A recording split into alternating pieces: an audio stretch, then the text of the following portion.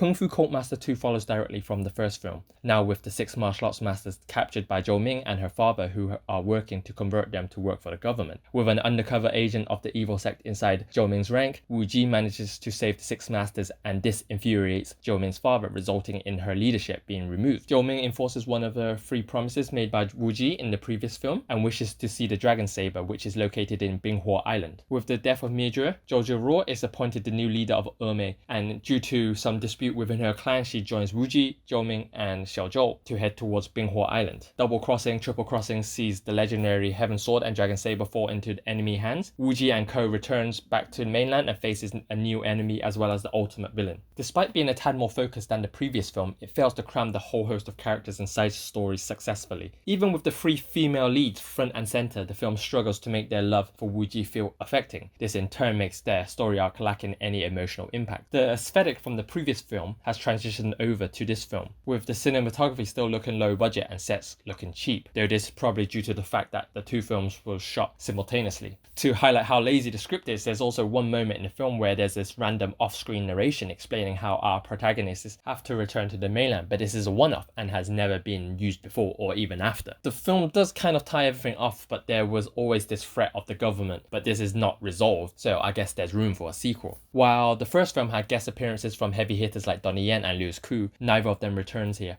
Elvis Cho, who guest appeared as the Lion King in the previous film, has a more substantial role, but he hams it up big time. His blind man acting is overly exaggerated. Yuan Qianqian returns as Xiao Zhou, but she is given less to do. Janice Man also returns as Zhou Ming, and this time around she is featured more heavily. This time around, Man feels like she fits more comfortably in the role. This may be due to the fact that she is no longer a leader figure and has more of a relationship with Wuji. Doing a lot more of the heavy lifting this time around is Wong Jing regular Sabrina Chu as Zhou Ruo. Though she was in the previous film, she had less to do there. Here she has to go through the multiple stages of anger, sadness and joy, but sadly Chu lacks the thespian skills to handle these fluctuations of emotion, and her eventual turn of character is so left field and forceful. Which brings on to my next problem: there's just too much double crossing and triple crossing involved, which would have been fine, but things move along at such a brisk pace, so things are often glossed over or quickly resolved. Action wise, the film does improve on the first film, but only marginally. They are more substantial and does have a bit more hand-to-hand combat, but devolving into CGI overload. Action features more frequently, but set pieces are a tad uninspired. Again, Raymond Lam shoulders much of the action, but there's little to make him stand out. It's a case of some hand-to-hand fighting and then resorting to energy blasts to resolve the matter. Jade Leung gets a nice little fight scene, albeit brief, with Kang. Nothing spectacular, but more welcome than the CGI fights. There's a fight midway through that is oddly comical, with physics all ignored. It's hard to describe, but it sees the 3 assailants floating in mid-air in a triangle. Wire work is a bit hit and miss, with a sequence seeing various characters free-falling from a burning tower, and it's oddly slow how they fall, not helped by the atrocious CGI background. There are way too many times a new powerful technique or skill is introduced just to be quickly countered. The ending is so badly staged, with all martial arts masters converging on the villain to rescue someone, but none of them do anything, with Wuji having to deal with it on his own. The ending does see a fight with martial arts actor Qianqian, but as with the first film, it's more of a showcase of energy blast and Qi Kung Fu. In fact, watching these 2 films, I felt like I was watching episodes of Dragon Ball or Naruto, with everyone's skill level constantly fluctuating, more powerful characters being introduced, and a MacGuffin weapon to counter the other weapons. The film fails to give sufficient time to all the side plots, and a trilogy would probably have benefited the overall story. If you enjoyed the first film, then I'm sure you'll enjoy this film.